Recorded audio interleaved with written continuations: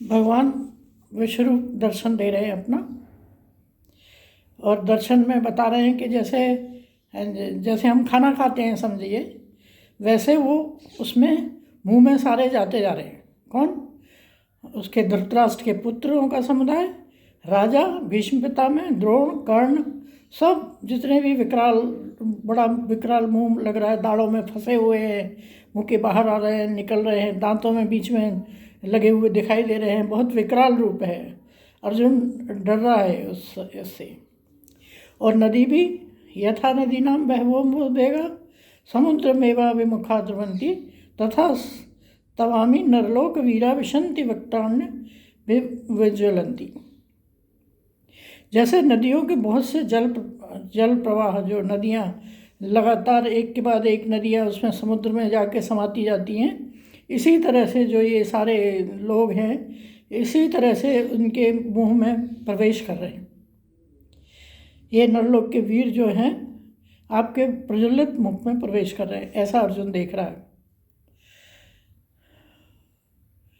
देखिए, जब हम गलत काम करते हैं, जब हमारी गलतियां होती हैं, हमारा सब कुछ मतलब अननेसेसरी का हम जो पाप करते हैं वो सब, तो भगवान हमें उसी समय मार देते हैं। और जो जिसके जरिए हम मारे जाते हैं वो केवल माध्यम होता है।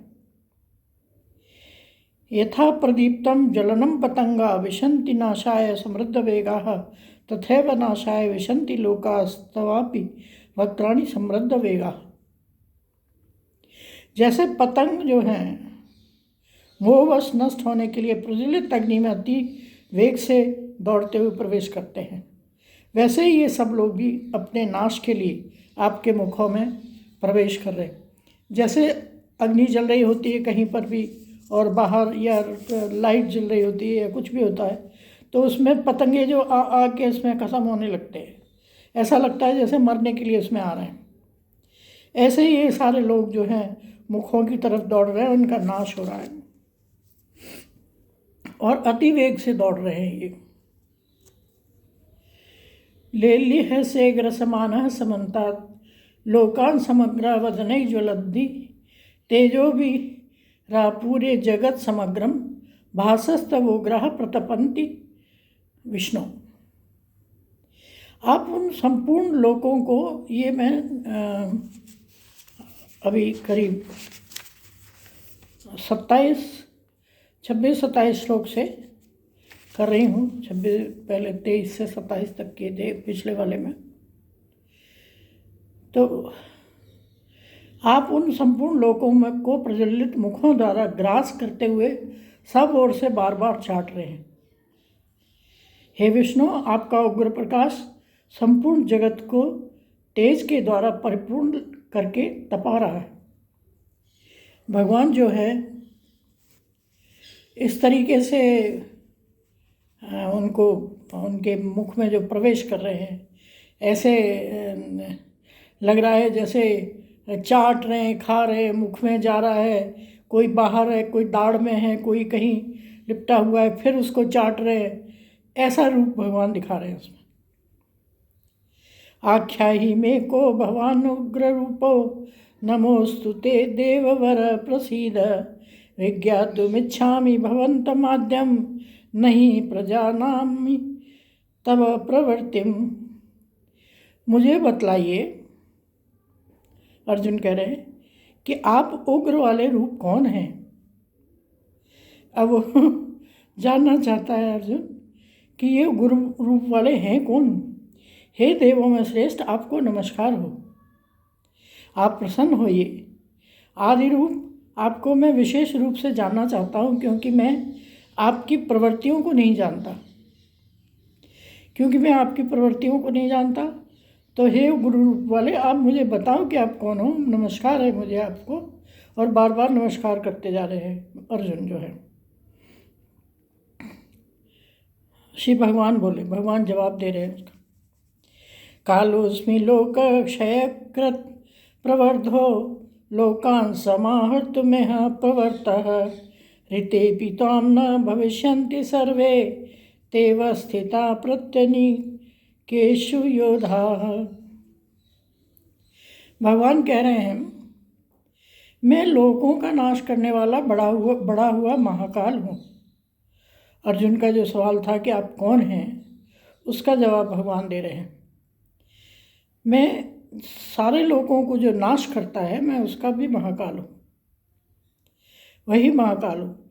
इस समय इन लोगों को नष्ट करने के लिए प्रवृत्त हुआ हूँ, इन लोगों का नाश करने के लिए मैंने प्रवृत्त हुआ हूँ। इसलिए जो प्रतिपक्षियों की सेना में स्थित योद्धा लोग हैं, वे सब तेरे बिना भी नहीं रहेंगे, अर्थात तेरे युद्ध न करने पर भी इन सब का नाश हो जाएगा। तो तू चाहे इनको मार चाहे ना मार, मैंने मार दिया इनको, क्योंकि ये चाहे कुछ भी हो, इनके जो है कर्म इनको ख़त्म कर रहे हैं। ऐसे ही रावण, किसी ने भगवान राम से कहा कि भगवान आपने रावण को मारा, तो रावण क्या जवाब देते हैं,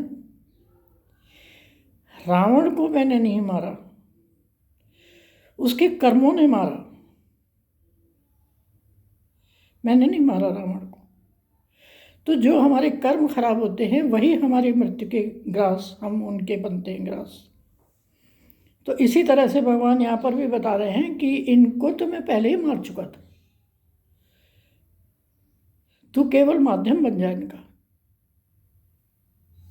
इसलिए जो प्रतिपक्षियों की सेना में स्थित योद्धा लोग हैं, वे सब तेरे बिना भी रहेंगे, तथा अर्थात तेरे युद्ध न करने पर भी इन सब का नाश हो जाएगा। तू चाहे नाश करे चाहे ना करे, मैंने नाश कर दिया इनका। तस्मात् उत्तिष्ठ वशो लभस्व जित्वा शत्रुन भुक्ष राज्यम समृद्धम मय वेते निहता पूर्वमेव निमित्त मात्रम भव सभ्य साचिन। अब भगवान फिर उसको क्लैरिफाई कर रहे हैं। अतएव तू उठ, अर्जुन से कह रहे हैं, यश प्राप्त कर और शत्रुओं को जीत कर धन धान्य से संपन्न राज को भोग। ये सब शूरवीर पहले ही मेरे द्वारा मारे गए हैं। हे सव्यसाचिन, तू तो केवल निमित्त मात्र बन जा, निमित्त मात्र भव सव्यसाचिन। हे अर्जुन, तू केवल निमित्त मात्र बन जा, मैं इनको पहले ही मार चुका हूँ, क्योंकि ये इनके कर्मों ने इनको मार दिया, मैंने नहीं मारा इनको। ये धन धान्य से संपन्न राज को भोग तू इनको मार के। और द्रोणम च भीष्मं च जयद्रथं च कर्णं तथान्यानपि योधवीरान् मया हतास्त्वं जहिमावतिष्ठा युद्धस्य जेतासि रणे सपत्नान्। द्रोणाचार्य और भीष्म पितामह तथा जयद्रथ और कर्ण तथा और भी बहुत से मेरे द्वारा मारे गए हुए शूरवीर योद्धाओं को तू मार। भगवान नाम गिना रहे हैं किस किस का, भीष्म पितामह का, जयद्रथ का और द्रोणाचार्य का। इनको मैं पहले ही मार चुका हूँ, तो इनको मार, योद्धाओं को तू मार और भय मत कर। निसंदेह तू युद्ध में बैरियों को ही जीतेगा, इसलिए तू युद्ध कर। अर्जुन उसको रख के बैठ गया था ना, मोह हो गया था उसको, तो समझाते रहे बहुत सारा। उसके बाद में ये 11वें अध्याय का श्लोक है।